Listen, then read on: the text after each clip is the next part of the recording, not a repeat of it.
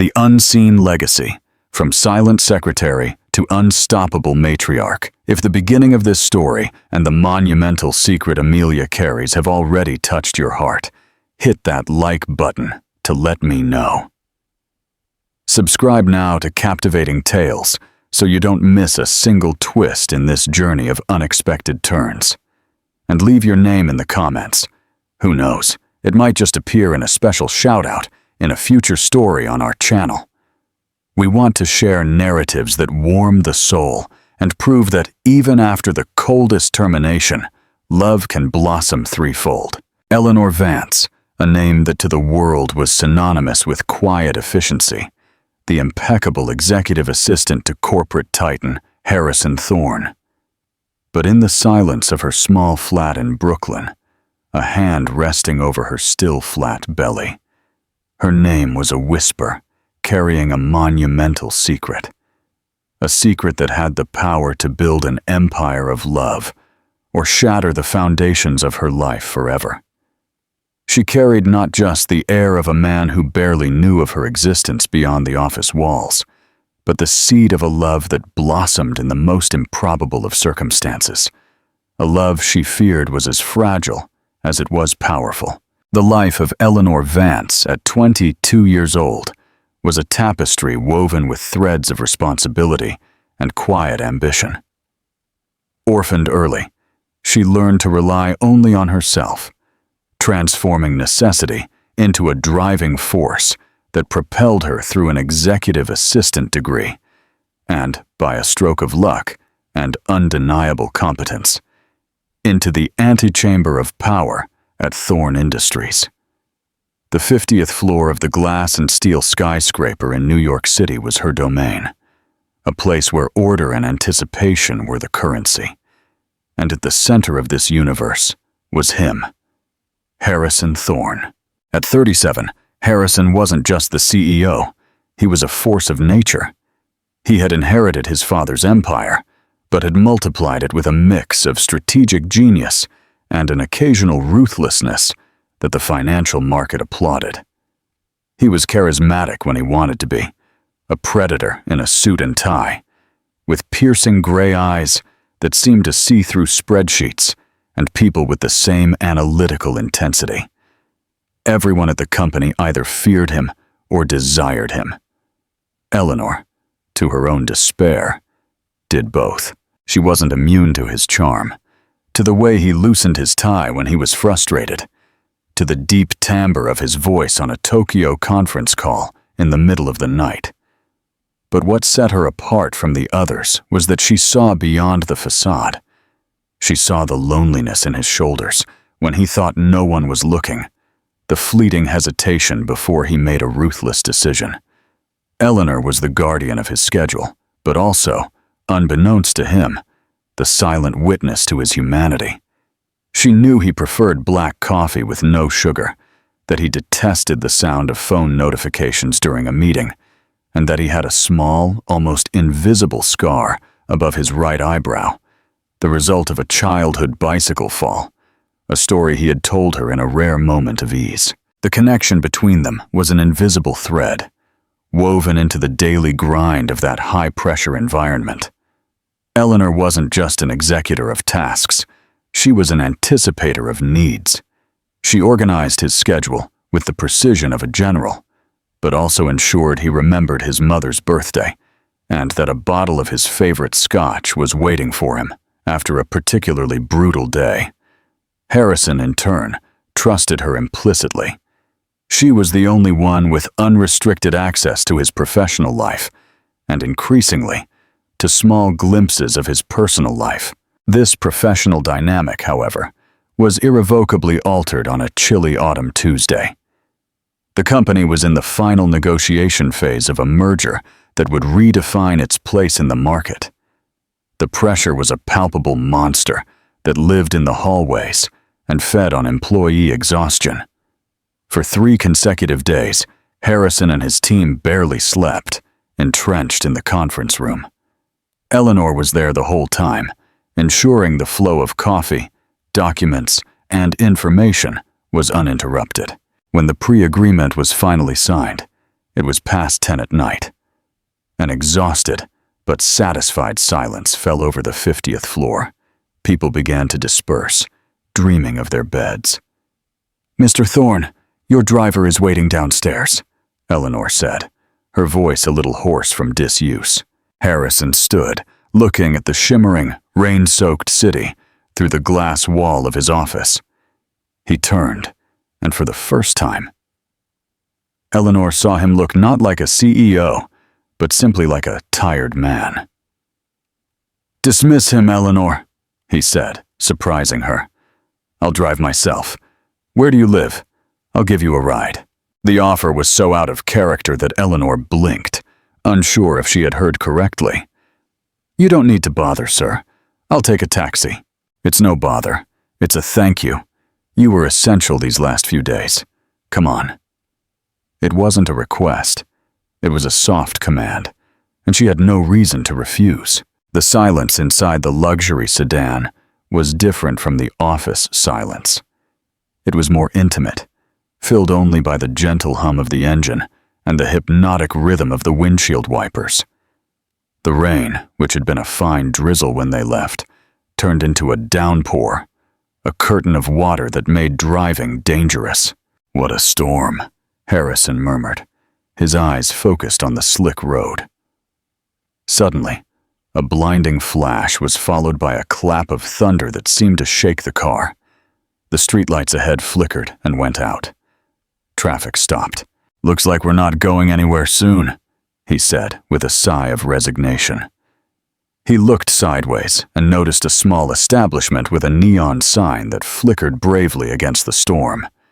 "The Daily Grind Cafe. How about we wait out the rain with some real coffee instead of that sludge we drink at the office?" he suggested, with a half-smile that transformed his severe face. The Daily Grind Cafe was the polar opposite of their world. It was small, with exposed brick walls, rustic wooden tables, and the delicious smell of roasted coffee beans and cinnamon rolls. The sound of rain on the window created a sense of refuge, a sanctuary against the outside world. Away from the non-stop phones and the pressure of the merger, the dynamic between them changed. He wasn't the CEO, and she wasn't his executive assistant. They were just two people sharing a table on a stormy night. "I never imagined you'd frequent places like this," Eleanor said, holding the warm mug with both hands. Harrison chuckled, a genuine, unguarded sound she had never heard before. "I don't, but maybe I should. This reminds me." He paused, looking at a distant point. "Before all this," he gestured vaguely, as if all this were the weight of the world, "I wanted to be an architect. I used to spend hours in cafes like this, sketching buildings that would never be built." Eleanor was fascinated. "An architect? Why didn't you pursue that path?" His face closed off slightly. "My father. The empire. It was my duty, my destiny. Sometimes, destiny is just a gilded cage." The confession hung between them, vulnerable and raw. To return the trust, Eleanor shared a piece of herself. "I love design," she said, almost in a whisper. "Not of buildings, but of moments. I have a notebook where I create themed birthday parties, entire weddings. I design the invitations, the decorations, the cake." She offered a shy, self-deprecating smile. "It's silly, I know." "It's not silly," Harrison said, leaning forward, his gray eyes fixed on her with an intensity that made her hold her breath. "It's passionate. It shows you see the beauty in small things." They talked for hours, about books, about movies, about abandoned dreams and secret hopes. Eleanor saw the man behind the myth, a man with regrets, with a dry sense of humor, and with a genuine curiosity about the way she saw the world. Harrison, in turn, was captivated by the woman behind the efficiency, a woman with a creative soul, a quiet strength, and a kindness that disarmed him. When the rain finally slowed to a light drizzle, a comfortable silence settled between them. The barista had already cleaned the surrounding tables, and they were the last customers. "I think the storm has passed," Eleanor said, though a part of her didn't want the night to end.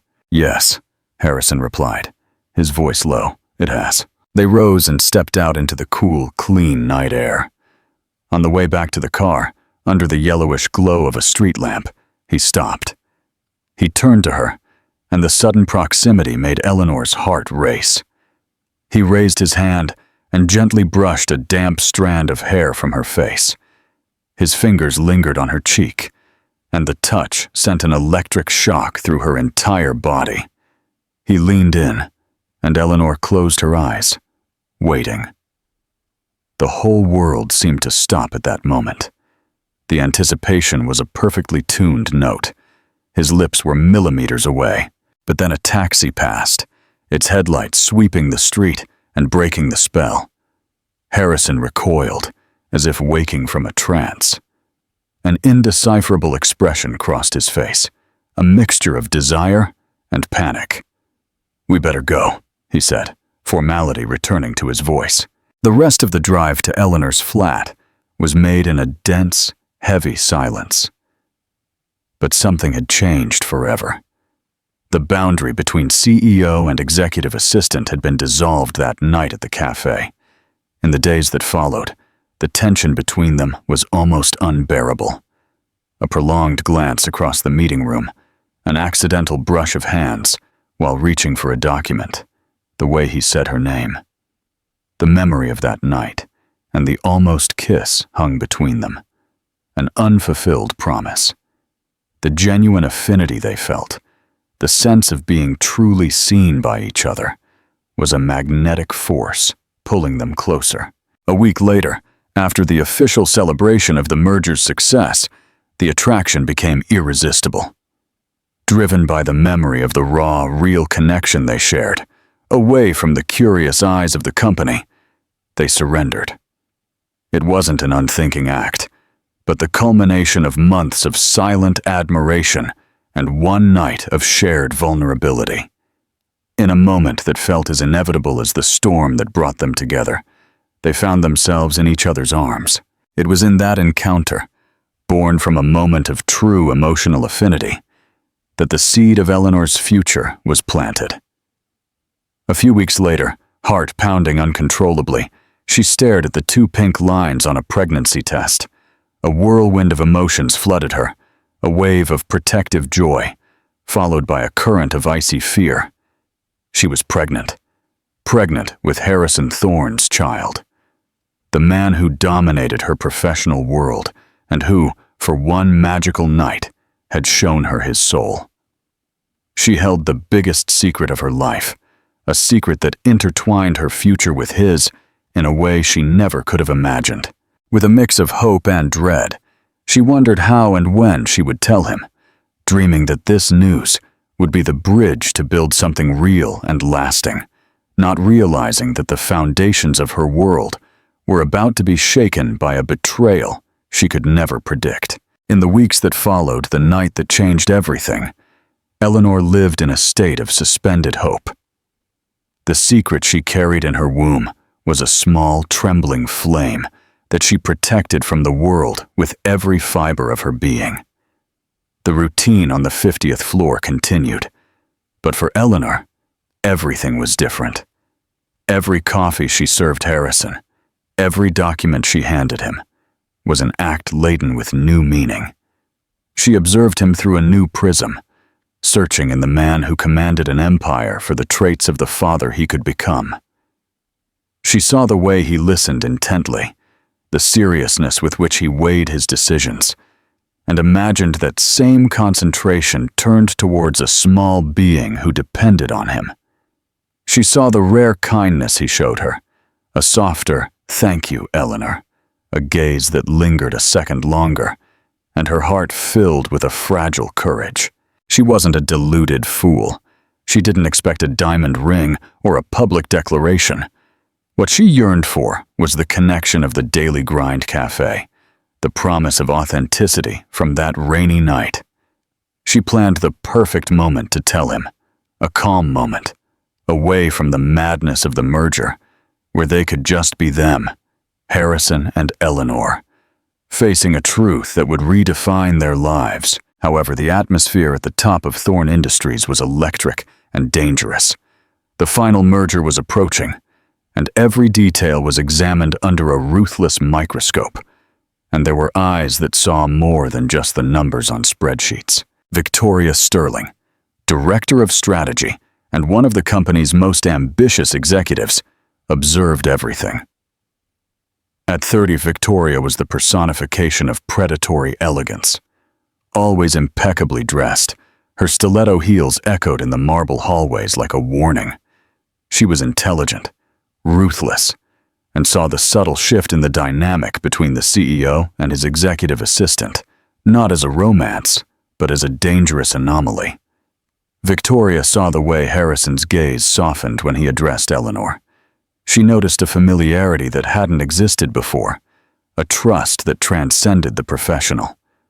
For her, who had fought tooth and nail for every crumb of recognition in that male-dominated world, Eleanor's proximity to the center of power was an affront.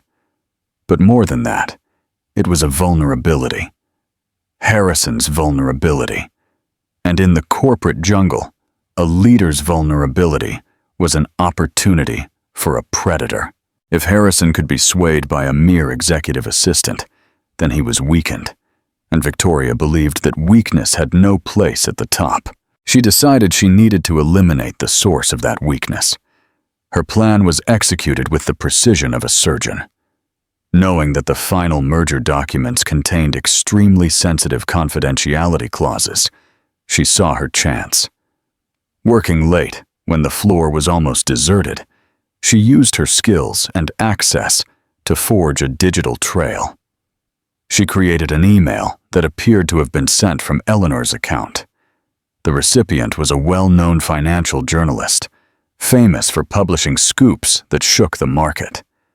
The content was devastating, a copy of a confidential attachment about post-merger layoff projections, one of the most closely guarded secrets of the negotiation. With a few clicks, the trap was set. She didn't send the email to the journalist, of course.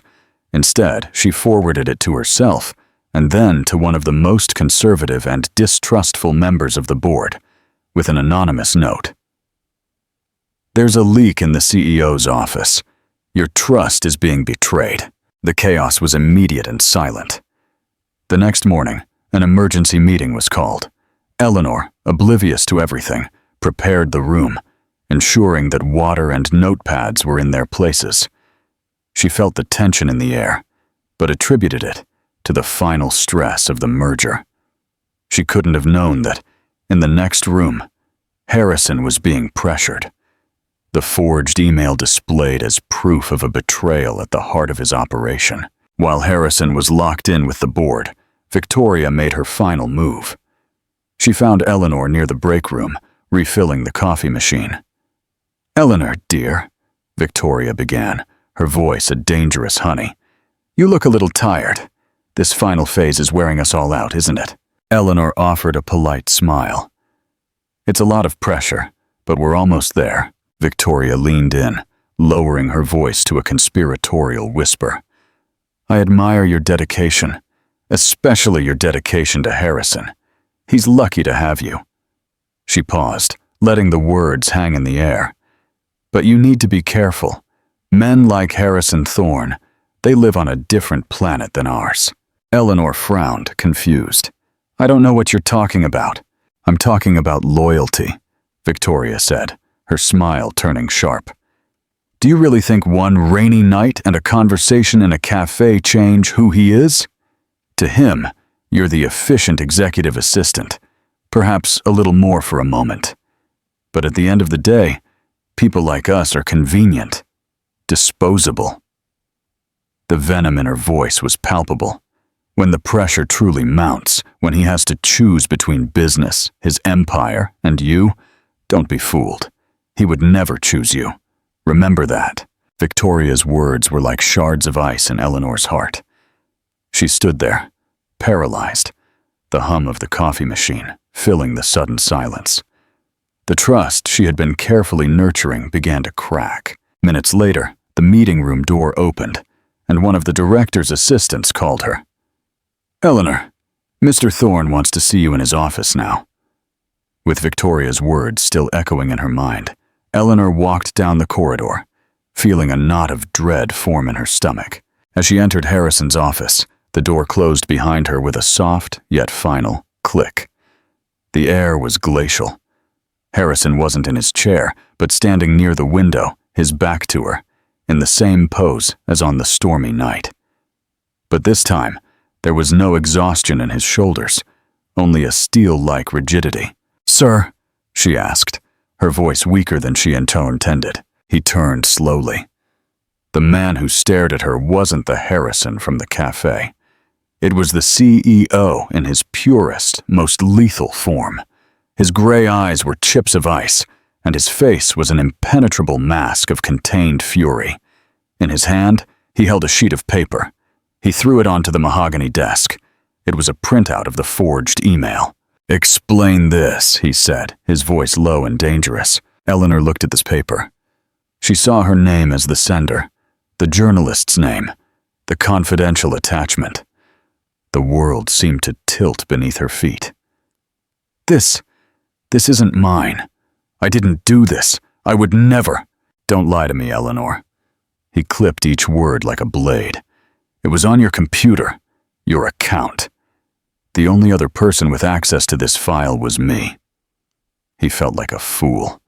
The trust he had placed in her, the connection he thought was real, all seemed like a trap now. The pressure from the board, the threat of a scandal on the eve of the merger, his own exposed vulnerability, it all merged into a cold, self-preserving rage. "Harrison, please," she pleaded, using his first name in a desperate appeal. "You have to believe me. Someone set me up." But as she spoke, Victoria's words came back with full force. "He would never choose you. To him, you're disposable." Doubt poisoned her defense. Her voice faltered, the certainty in her eyes replaced by wounded panic. She looked at him, searching for the man who had shared his dreams with her, but only found the ruthless judge. And her hesitation, born of pain and confusion, was her guilty verdict in his eyes. He saw her wavering not as the shock of betrayed innocence, but as the stutter of discovered guilt. It was the confirmation of his greatest fear, and his affection for her was a weakness, one that had just exploded in his face. In an act of brutal corporate self-preservation, he erected a wall of ice between them. "It doesn't matter anymore," he said, his voice devoid of any emotion. He walked to his chair and sat down, the act creating a physical and symbolic barrier. "Clear your desk. Security will escort you out." Eleanor felt as if the air had been stolen from her lungs. "What? You're firing me?" He looked at her directly, his eyes completely empty of the connection they once shared. He uttered the words that would seal her fate and haunt his for years. "I cannot have vulnerabilities in my company. It's over." He looked away, focusing on his computer screen, dismissing her as if she were a miscalculation on a spreadsheet. "It's over." The word echoed in the silent vastness of her broken heart. He didn't choose her. Victoria was right. To him, she was disposable.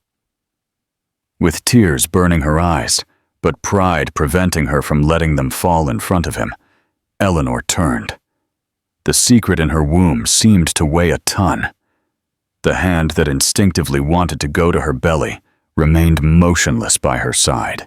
She would give him nothing more. No explanation. No plea, no tears. She walked out of his office, leaving behind the man she loved and the father of her unborn child. As she passed her desk, under the curious and shocked gazes of her colleagues, she took nothing. Only her purse. Each step out of that building was a step away from the life she knew and into a terrifyingly uncertain future. Outside, the afternoon sun shone, indifferent to the darkness that had swallowed her world. She walked aimlessly, the city noise a distant hum, her hand finally finding its way to her belly. The secret was no longer a hope. It was a silent promise to herself. She would survive. And their child, or rather, her child, would never know the coldness of the man who had discarded them so easily. The first year was a blur of survival. The termination, cold and brutal, was only the first blow. Eleanor, with a shattered heart and pride as her only armor, found refuge in the small flat of her best friend, Clara Higgins. Clara, with her fierce loyalty and unwavering pragmatism, asked no unnecessary questions. She simply opened the door, hugged a catatonic Eleanor, and said, "You stay as long as you need. We'll figure this out." Clara's "we" became Eleanor's lifeline. It was in her friend's arms that Eleanor finally wept, for the betrayal, for the lost love, and for the terrifying future unfolding before her. And it was with Clara by her side, holding her hand tightly, that she received the second great shock of her life. In the cold room of an ultrasound clinic, in a public clinic, the doctor, after a long silence, adjusted the monitor. "Well, Ms. Vance," he said, with a tone of contained astonishment, "it seems you have quite a surprise here. It's not one, it's three." "Three?" The word echoed in the room. Triplets. Eleanor looked at the screen, at the three small, pulsating blurs. Terror and wonder hit her with equal force. Three hearts beating in unison with hers. The weight of Harrison's dismissal, of his coldness, seemed to triple. How would she manage?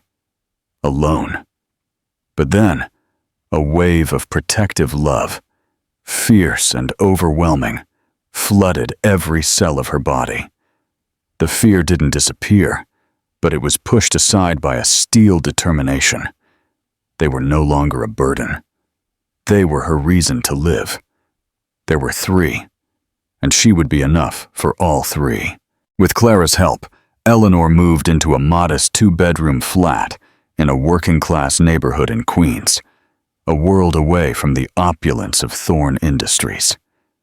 It was there that she met Arthur Finch, a retired 65-year-old carpenter with calloused hands and eyes that held a lifetime of wisdom. Arthur was her downstairs neighbor. He saw her arrive, pregnant and clearly overwhelmed. And instead of offering pity, he offered help.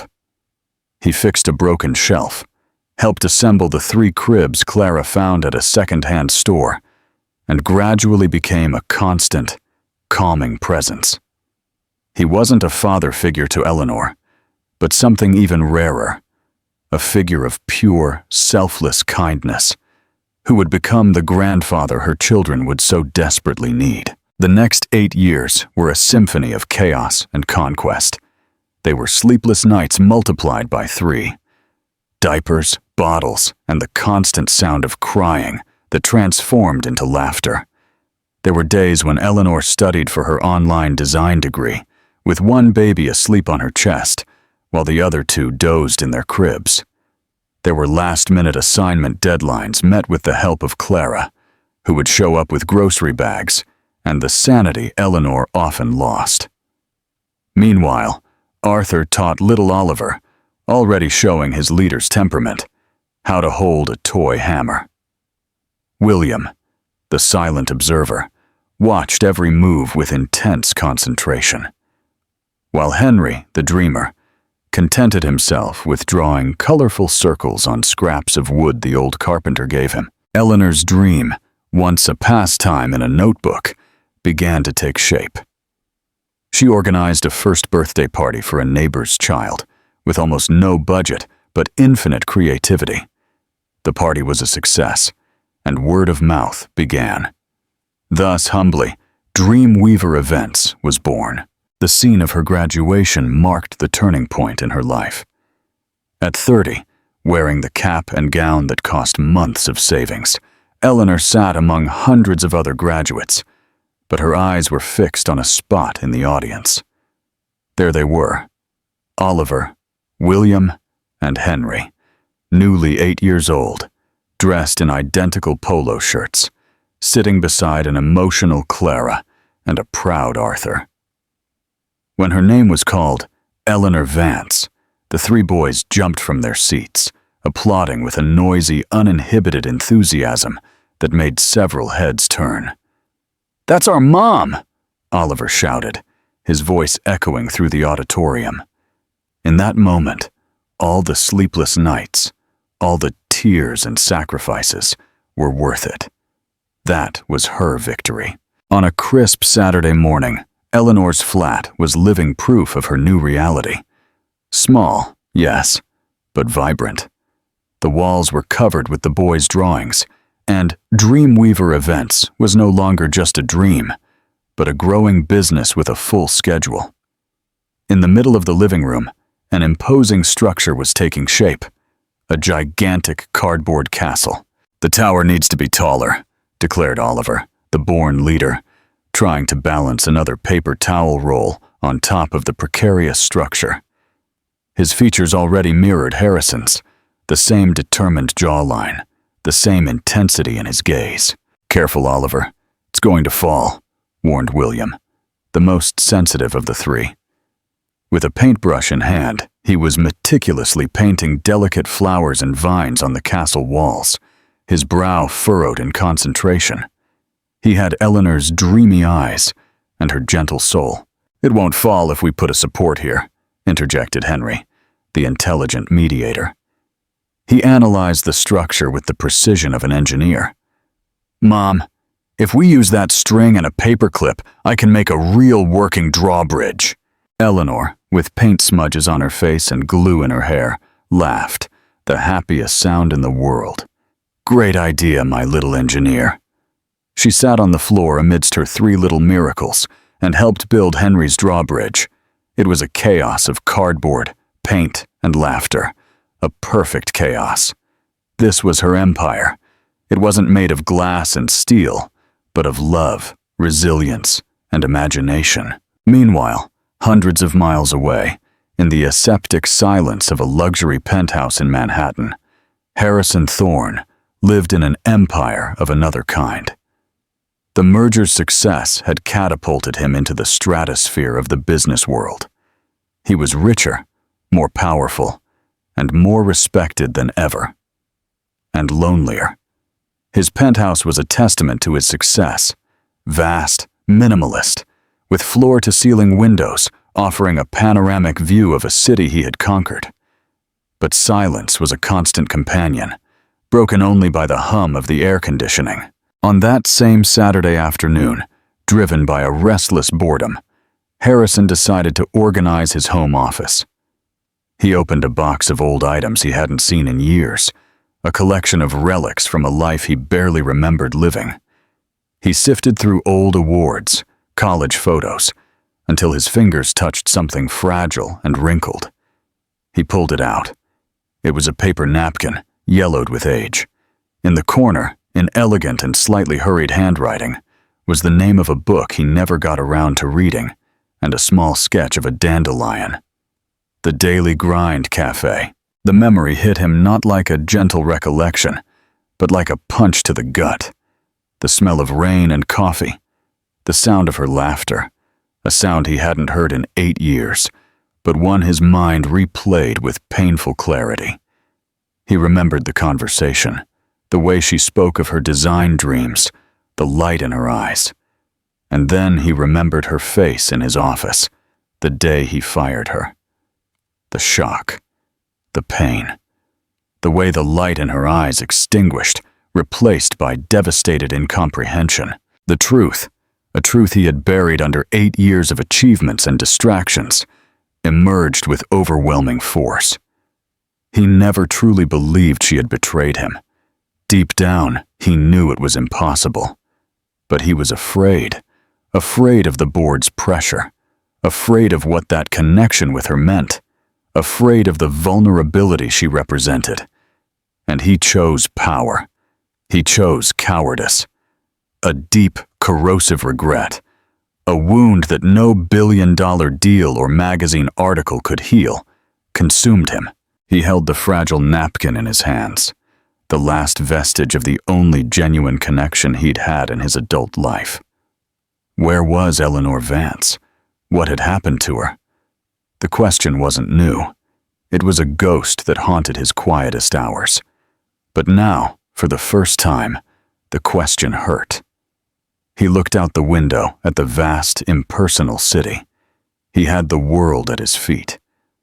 But that afternoon, Harrison Thorne realized he had lost the only thing that truly mattered. The success of Dreamweaver events grew organically and steadily. Eleanor Vance's company had become the preferred choice for wealthy families across the tri-state area, not due to aggressive marketing, but to undeniable quality and the touch of enchantment only she knew how to provide. Each event was an ephemeral work of art, built with the passion she once confided to Harrison in a rainy cafe. One afternoon, a call changed the scale of her business. It was the assistant of Sir Alistair Caldwell, one of the country's most influential industrialists, a name that frequently appeared in business columns. He wanted to hire Dreamweaver events for his grandson, Edward's 8th birthday. "It's our biggest contract to date, Ellie," Clara said, reviewing the order details. The party would be held at the extensive Caldwell Manor in the Hamptons. "This is going to take us to another level." Eleanor felt a flutter in her stomach, a mix of excitement and nervousness. "The theme is the phantom pirate treasure hunt," she said, her eyes already sparkling with ideas. "We can build a ship in the garden, aged maps, treasure chests." In the days leading up to the celebration, Eleanor's flat transformed into a pirate workshop. Oliver, William, and Henry were in their element. Oliver helped draw the routes on the maps, declaring himself Captain Blackheart. William painted shells and jewels to decorate the chests, and Henry, with his methodical mind, created riddles and puzzles for the clues. They were part of the magic, the pulsing heart of their mother's company. For Eleanor, seeing them so involved was confirmation that she had built something good, something that was entirely theirs. There was no shadow of the past, just the light of a promising future. The day of the party arrived, a Saturday with a blue sky and radiant sun. Caldwell Manor was spectacular, with lawns stretching to a small lake and a garden that looked straight out of a magazine. Eleanor's team worked with infectious efficiency, and in a few hours, the garden transformed into a pirate haven. An impressive ship made of wood and fabric stood near an old oak tree. Skull flags fluttered in the wind, and small stations with clues and challenges were scattered throughout the property. The party began, and the place filled with the laughter of dozens of pirate-costumed children. Eleanor, with a discreet communication earpiece and a clipboard in hand, orchestrated everything with the calm of a conductor. She was in her element, happy, fulfilled, a competent businesswoman, and a proud mother. Watching her children, also dressed in costume, interact with the other kids. She was the queen of her own castle, built with her own hands. Meanwhile, hundreds of miles away, Harrison Thorne drove down the winding road leading to Caldwell Manor. He was in a bad mood, a whole Saturday wasted at a children's party. Sir Alistair Caldwell was a crucial strategic partner for a new international expansion of Thorne Industries, and his invitation had the weight of a summons. Harrison sighed, loosening his tie. He would spend an hour there, smile at the right people, talk business casually, and then escape back to the sanctifying silence of his penthouse. He prepared himself for the social falseness, for the empty conversations, completely oblivious to the fact that he was driving towards the epicenter of an earthquake that would shake the foundations of his life. Upon arrival, he was greeted by Sir Alistair himself. "Harrison, glad you could make it. I apologize for pulling you away from your rest. Imagine, Sir Alistair. It's a pleasure to be here. Happy birthday to little Edward, Harrison said, his corporate charisma perfectly calibrated. Come, I want you to see the garden. The organizer my wife hired did a real miracle. My daughter said she's never seen the grandson so happy. The company name is Dreamweaver Events. Have you heard of them? No, I haven't, Harrison replied, following his host, his interest close to zero. He heard the sound of the party before he saw it, a joyful cacophony of shouts and music. They rounded the side of the house and entered the garden, and that's when Harrison Thorne's world stopped spinning. For an instant, he took in the scene as a whole, the ship, the decorations, the children running. But then, his gaze was pulled as if by an invisible magnet to the center of everything. A woman, her back to him, laughed as she adjusted a paper crown on a boy's head. The laughter. That sound traveled 8 years back in time and hit him in the chest. The world around him began to mute. She turned in profile, and his brain, slow and shocked, processed the impossible. Eleanor. She was different, more mature, her face imbued with a fullness that motherhood and confidence had given her. Her hair was tied back in a practical ponytail, and she wore a polo shirt with her company's logo. She radiated a joy and competence that left him breathless. And then, his gaze fell upon the children around her. The boy with the crown, Henry, looked at her with a seriousness that was strangely familiar to him. But it was what he saw next that was like a punch to the gut. A little further away, another boy, identical to the first, led a group of children with fierce intensity. He held a scroll map and pointed to a large tree. The clue says Blackheart's treasure is buried where the mast's shadow touches at noon. Quick, mateys, follow me! The posture, the commanding voice, the way the other children naturally followed him. It was like watching a ghost of his own childhood, like seeing a reflection of himself leading a board meeting. It was him, in miniature. His gaze swept the garden in a panic and found the third. The third boy, William. He was slightly away from the chaos, near a rosebed, examining a ladybug in his palm, with a delicacy that contrasted with his brother's energy. 3 boys, all about 8 years old. 3 boys with the same face, the same dark hair, and he could see now, even from a distance, the same gray eyes that stared back at him from the mirror every morning. The math was simple and brutal. 8 years since he had fired her. 8 years. The sound of the real world completely vanished. He no longer heard the music, the children, or Sir Alistair Caldwell's voice beside him. He took a step forward, then another, moving like a sleepwalker, pulled by a force he couldn't resist. His host said something, but the words were lost. He could only see Eleanor and the 3 boys who were living proof of a secret he never knew existed. He approached, his heart hammering against his ribs. He stopped a few feet from her. The whole world narrowed to that small patch of lawn. Eleanor, he whispered. The word was a breath, a sound that barely escaped his throat, laden with the weight of 8 years of regret and a shock that paralyzed him. Eleanor heard. That voice, a voice she had tried so hard to forget. A voice that belonged to nightmares and to one good dream. She froze, the paper crown slipping from her fingers. Tentatively, as if fearing a sudden movement might shatter reality, she turned, and there he was. Harrison Thorne. Older, with fine lines around his eyes that hadn't existed before, but unmistakably him. The air rushed from her lungs, and the blood drained from her face, leaving her pale as a ghost. The effect on her children was instantaneous. Tuned to their mother's emotional frequency, as only they knew how to be, the change in her alerted them. Oliver stopped giving orders, the map forgotten in his hand. Henry looked up from his project, and William, sensing the wave of dread emanating from his mother, dropped the ladybug and ran to her side. His small hand found hers, squeezing it tightly, a little soldier rushing to defend his queen.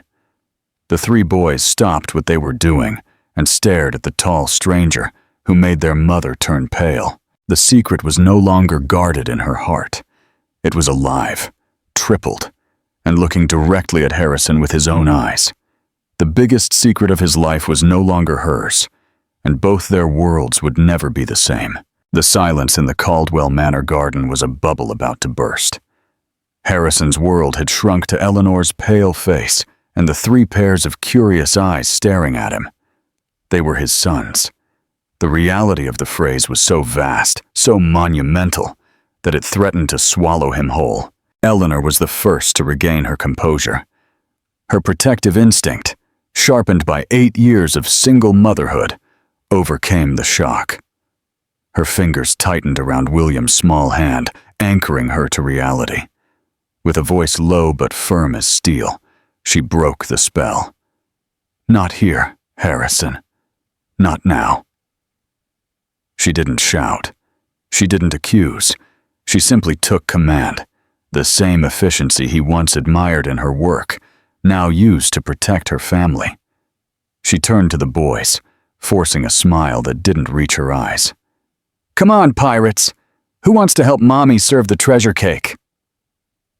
As if a switch had been flipped, the sound of the world returned. The children, sensing the shift in their mother's tone, followed her, casting confused glances at the tall man who remained motionless on the lawn. Harrison stayed behind, a specter at the vibrant party, watching Eleanor walk away with the three biggest secrets of his life. He watched from afar for a few more minutes, his heart an anvil in his chest, before turning and leaving without saying goodbye to anyone.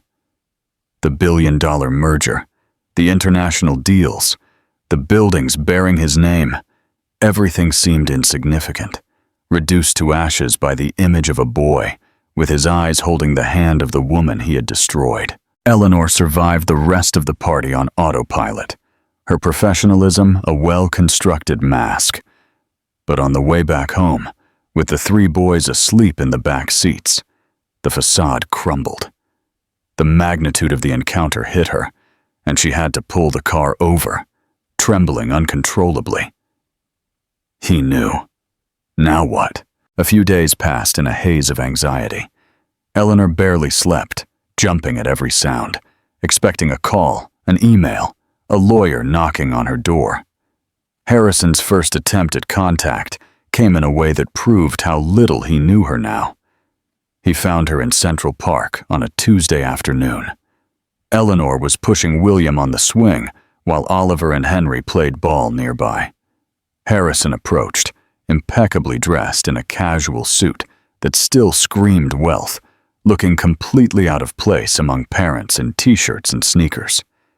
He carried bags from a famous electronics store.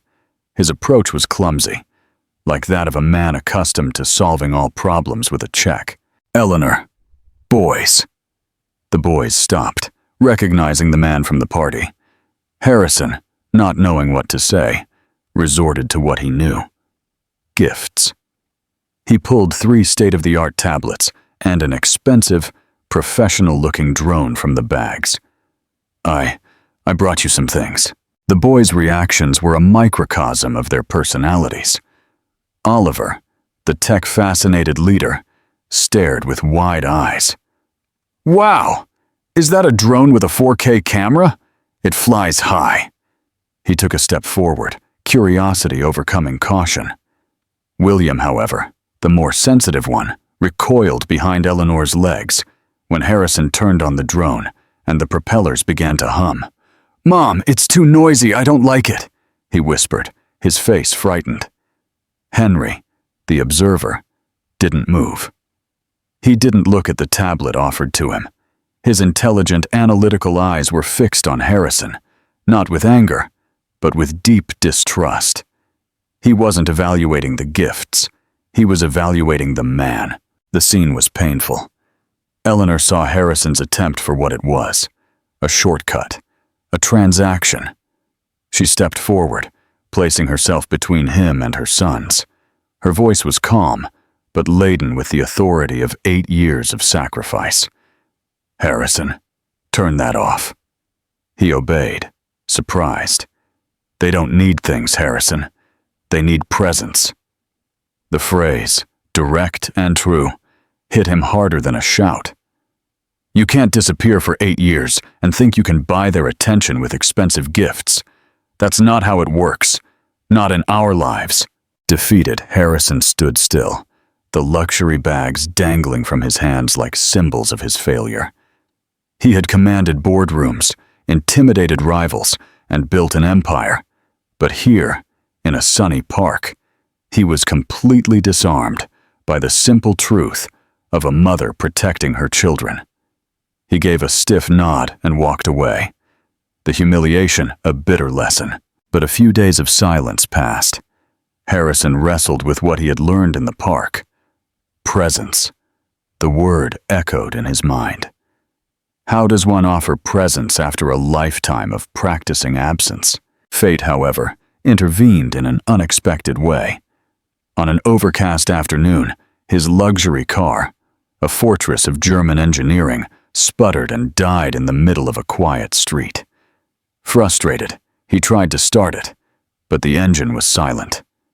He got out, opened the hood, and, in a futile act of desperation, tried to identify the problem. In minutes, his once immaculate hands and the cuff of his designer shirt were stained with grease. It was then that he looked up, and a shiver ran down his spine. The street name. He was 2 blocks from Eleanor's flat. Swallowing his pride, which now tasted of motor oil, he walked under the drizzle. Every step was a surrender. He arrived at the modest building, climbed the flights of stairs, and stopped before her door. He hesitated for a long moment before knocking. When Eleanor opened the door, she blinked in disbelief. It wasn't the impeccable CEO who had confronted her in the park. It was a man with rain-dampened hair, a creased expensive suit, and greasy hands. He looked human. "My car broke down," he said, his voice stripped of its usual arrogance. "Could I use your phone to call a tow truck?" Surprised by the sight of him so vulnerable, Eleanor relented. "Of course. Come in." The flat was small, but cozy and full of life. Drawings covered the refrigerator, and in the center of the living room, the cardboard castle from the party was assembled, though a little damaged from play. While Harrison called the tow truck service, the 3 boys came out of their room, stopping at the doorway to observe the intruder. The wait for the tow truck was strangely silent. It was then that Harrison noticed the castle. One of the towers was crooked, and the drawbridge Henry had envisioned was just a fallen piece of cardboard. He saw the frustration on the boy's face, and then Harrison did something that changed everything. He turned to Henry. "You know, I think I know how to fix this bridge so it will really go up and down." He knelt on the floor, the sound of his expensive knees on the hardwood, an act of capitulation. He became smaller, on their level. "What was your original idea?" he asked Henry, and for the first time, he truly listened. Henry, hesitant at first, explained his idea about the string and the counterweight. Harrison nodded, processing. He used the same analytical mind he used to dissect contracts to solve a cardboard engineering problem. "We need a pivot and a counterweight," he murmured more to himself. He used a pencil, string, and some paper clips Eleanor gave him. Eleanor watched from the kitchen, her heart slowly thawing. She saw him on her living room floor, his hands dirty, working with delicate concentration, explaining simple physics to a fascinated Henry. Oliver approached, impressed by the mechanics of it, and even William ventured to sit nearby, beginning to draw a royal crest on the newly reinforced tower. Harrison wasn't giving orders. He was collaborating. He laughed when the string slipped and celebrated with a "We got it!" when the little drawbridge finally went up and down smoothly. In that moment, Eleanor didn't see the CEO who fired her. She saw the man from the Daily Grind Cafe, the man who dreamed of being an architect, the man who, stripped of his power and his luxury car, found a way to build something small and wonderful with his own hands. When the tow truck arrived, the castle was fixed, and the atmosphere in the flat had transformed. Distrust had given way to a fragile camaraderie. Harrison stood up, dusting off his expensive trousers. "Thanks for the phone," he said, his gaze meeting Eleanor's. There was a silent question in his eyes, a hope. "You're welcome," she replied, a small, genuine smile touching her lips for the first time in his presence in 8 years. "Thank you for the castle." As he left, a spark of that romance born in the storm rekindled, not in a grandiose gesture or a dramatic declaration, but there, in the middle of the living room, amidst glue, cardboard, and shared laughter. A reawakened love, finding its foundation not in luxury, but in the simple, messy truth of family life. After the castle incident, a new, fragile routine began to weave itself into the lives of Eleanor and her children. Harrison, stripped of his old certainties, began to practice the art of presence. He no longer showed up with expensive gifts, but with time. He would stop by in the late afternoon on a Wednesday to help Henry with a science project. He'd show up on a Saturday morning to watch Oliver's soccer practice, observing from the sidelines, a little out of place, but present. He even sat patiently while William proudly showed him each of his drawings, listening to the stories behind every colorful stroke. These were baby steps on a minefield.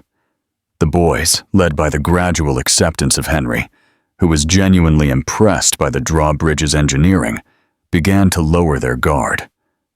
Eleanor remained cautious, her heart a fortress with its doors still locked. But she watched. She saw the effort in Harrison, the way he awkwardly tried to connect. And in moments of silence, when his eyes met hers over the boys' heads, she felt the pull of the old connection, a familiar melody in a song she thought she had forgotten. To prove he had learned his lesson, Harrison organized a picnic in the same park where his first attempt had failed. This time, there were no drones or tablets. There was a checkered blanket, a basket full of sandwiches he himself admitted to buying pre-made, a soccer ball, and a genuine desire to simply be there. The day was perfect, with mild sun and a gentle breeze. For the first time, the 5 of them looked like something approaching a family. Oliver and Henry played soccer with Harrison, and his laughter, genuine and free, mingled with theirs. Eleanor, sitting on the blanket with William, felt a peace she hadn't experienced in years. Maybe, just maybe, happiness was possible. It was then that the perfect day unraveled. William, who was eating a small cupcake another family in the park had offered them, began to cough. At first it seemed like a simple choke, but the cough turned into a sharp wheeze. His lips began to swell, and red patches appeared on his neck. "Mom," he whispered, his voice weak, his hand clutching his throat. Panic hit Eleanor with the force of lightning. It was a severe allergic reaction. "Harrison!" she screamed, her voice consumed by terror. Everything became a blur of frantic action. Harrison's veneer of composure disintegrated the instant he saw William's face. He was no longer a corporate titan. He was a terrified father. He scooped the boy into his arms while Eleanor frantically gathered their things, in blind panic. They raced to the car, and Harrison drove with wild urgency, ignoring signs and speed limits, the sound of William's labored breathing filling the car like a death sentence. At the hospital, a medical team took over, rushing William into the emergency room. Eleanor and Harrison were left behind, in a sterile corridor that smelled of antiseptic and fear. The door closed, and a deafening silence fell upon them. The adrenaline that had kept them moving gave way to an excruciating weight. Harrison paced back and forth like a caged animal, running his hands through his hair. Impotence consuming him. Eleanor sat in one of the uncomfortable plastic chairs, her body rigid, her eyes fixed on an invisible spot on the wall. All her strength, all the resilience she had built over 8 years, seemed to be draining away. The vulnerability of the situation, the image of her son's face, the paralyzing fear of losing him. Everything conspired to break down the barriers she had kept up for so long. Tears began to fall, silent at first, then in sobs that shook her entire body. "I knew," she whispered, her voice broken by pain. "I knew one day something like this would happen." Harrison stopped pacing and turned to her, his heart breaking at the sight of her so helpless. "I spent 8 years doing everything alone," she continued, the words gushing out like a breaking dam. "Every fever in the middle of the night, every scraped knee, every nightmare. It was always me. I was so afraid that something like this, something really serious would happen, afraid that I wouldn't be enough, that I would fail them, that I would be alone when I needed it most." Harrison knelt in front of her, taking her cold hands. He had no words. There was no fix for that pain. So he simply pulled her into a hug, holding her tightly as she wept on his shoulder, releasing the weight of almost a decade of solitary fear. And in that hospital corridor, holding the woman he loved, and who was crumbling because of their son, the last layer of Harrison's armor shattered. With a choked voice, raw with an emotion he had repressed for years, he made his confession. "It's my fault, Eleanor." He pulled her back slightly so he could look into her tear-filled eyes. "It's all my fault. I was a coward. I loved you that night at the cafe, and I loved you the day I fired you. But I loved my power more. I loved the illusion of control, the security of my empire. And that cowardice cost me 8 years of your life and my children's lives. It cost me everything that truly matters." The confession was brutal in its honesty. There were no excuses, just the naked, raw truth. He hugged her again, his face buried in her hair. "Forgive me, Eleanor. Not for the money or the help. Forgive me for the loneliness. Forgive me for not being there." They stayed like that, two broken human beings holding each other amidst the chaos, until a figure in white approached. A nurse with a gentle smile. "Ms. Vance, he's stable. The medication worked, and his breathing is normal. He's sleepy, but he asked for you." A relief so profound it was almost painful washed over Eleanor. She stood up, her face tear-stained, but her eyes shining with a new light. She wiped her face with the back of her hand and began to walk towards the room. Harrison remained behind, assuming that this moment was hers alone. But then, Eleanor stopped at the doorway. She turned and looked at him, standing there, looking lost and vulnerable. She walked back to him. With a tenderness he hadn't felt in an eternity, she raised her hand and touched his face. The gesture was intimate, a forgiveness, an acceptance. "Stay," she said softly, her voice still hoarse, but clear. And then she uttered the words that redefined their world, the absolution he didn't even know he desperately needed. He'll want to see his father when he wakes up. The word father hung in the sterile hospital air, laden with the weight of 8 years of silence. It was the first time she recognized him as such. It wasn't just forgiveness. It was an invitation. It was the fortress door opening. Eleanor gave him one last look, a look that promised a new beginning, and entered the room to be with their son. Harrison stood in the corridor. the echo of that single word rebuilding his universe, piece by piece. The months that followed the hospital crisis were like the slow, careful reconstruction of a house after an earthquake. The word father, spoken by Eleanor in that sterile corridor, was not a period, but a foundation. Upon it, Harrison and Eleanor began to build something new, brick by brick. Harrison's presence became a constant, no longer a visit, but part of the landscape of the boys' lives. He learned the secret language of their small tribe. He learned that Oliver, despite his leader facade, needed sincere praise to feel secure. He learned that Henry opened up more when they talked about how things worked, whether it was a car engine or a video game. And he learned that the way to William's heart was through calm, patience, and a genuine interest in his fantasy worlds. He was there for Henry's science presentation, for Oliver's swimming championship, and to give a standing ovation at the school play where William was a silent tree, but, in his father's eyes, the most important part of the scenery. Eleanor observed this transformation with a cautiously optimistic heart. The evenings, after the boys were asleep, were filled with whispered conversations in the kitchen, sharing stories of the day, fears, and small victories. They were rediscovering each other, not as the Sua and the executive assistant, but as Harrison and Eleanor, parents and partners in a complex and beautiful dance. The pinnacle of Eleanor's journey, however, was yet to come. Dreamweaver events had grown so much that the small flat no longer accommodated its operations. With a small business loan and every penny she had saved, she realized her biggest dream: the inauguration of the company's new and expanded headquarters. It wasn't just an office, it was a creativity hub, a spacious and brightly lit area with an indoor play zone, a mini kitchen for baking workshops, and walls she herself had painted in vibrant colors.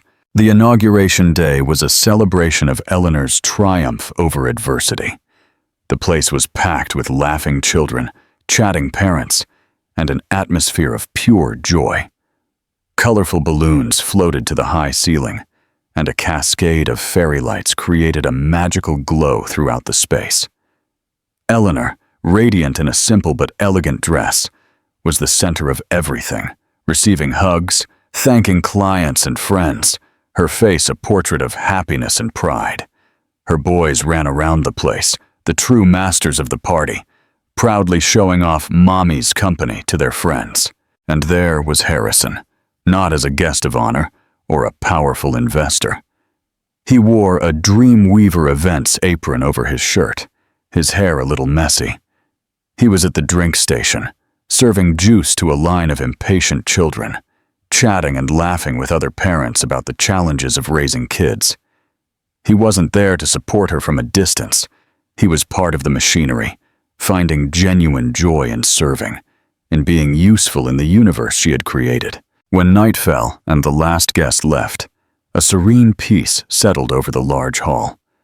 Clara and Arthur were the last to leave, both giving Eleanor a tight hug and a knowing, satisfied nod to Harrison. Then, the door closed. Only the five of them remained, in the silence of Eleanor's realized dream, under the warm glow of the fairy lights. The tired boys were nestled in a large beanbag in a corner, whispering to each other. Harrison approached Eleanor. The nervousness on his face was evident, but it was a gentle anxiety, full of hope. In his hands, he didn't hold a velvet box with a diamond ring. He held a small, imperfect wooden birdhouse. The paint was a little uneven in some places, and one side of the roof was a millimeter lower than the other. It was visibly handmade. "We made this week," he said, his voice firm but laden with emotion, indicating the boys with a glance. "Oliver insisted it needed a balcony. Henry designed the drainage system on the floor, and William painted the sun above the door." He looked from the birdhouse to Eleanor's eyes. "I spent my life building an empire of glass and steel, Eleanor. buildings that touch the clouds, businesses that move billions. But this little wooden thing, he swallowed hard. Building this with our sons, seeing you realize your dream in this place, this feels more real, more solid than anything I've ever done in my entire life. He took a step closer, their world narrowing to that fairy-lit space. I don't want to be a visitor in your lives anymore. I don't want to be the weekend dad or your mother's boyfriend. I want to build a home with you, Eleanor. A real home, with arguments about wall colors, with Sunday morning breakfast, and with the chaos of our 3 boys. I want to wake up beside you every day and fall asleep knowing we're together. I love you. I love our family. Tears of pure happiness streamed down Eleanor's face as a radiant smile spread. She touched the birdhouse with her fingertips, the perfect symbol of what they had become. Something real, a little imperfect, but built together. I love you too, Harrison, she whispered, her voice full of the relief and joy of an almost decade-long wait. He pulled her close and kissed her. It wasn't a hesitant kiss, like that almost kiss in the rain, nor a desperate kiss. It was a kiss that sealed the future, a kiss of arrival, full of passion, relief, and the promise of a new and definitive beginning. From the door of the hall, the 3 boys watched, smiling. Seeing their parents embrace, they ran without hesitation and threw themselves against them, enveloping them in a clumsy, loving group hug. There, in the heart of the empire she built with her own strength, Eleanor was complete. She had her independence, her self-respect, and finally, the redeemed and passionate love she always deserved. The family, finally united, was the greatest and most real of all legacies. And so, with the building of a new home, another story ends here on our channel. So, did you like it? If the journey of Eleanor, Harrison, and their 3 boys captivated you until the end, and you believe everyone deserves a second chance at love, then don't forget. Subscribe now to Captivating Tales and activate the bell to receive notifications. Your like also helps the channel grow a lot. Thank you very much for your company, and I'll see you in the next thrilling story.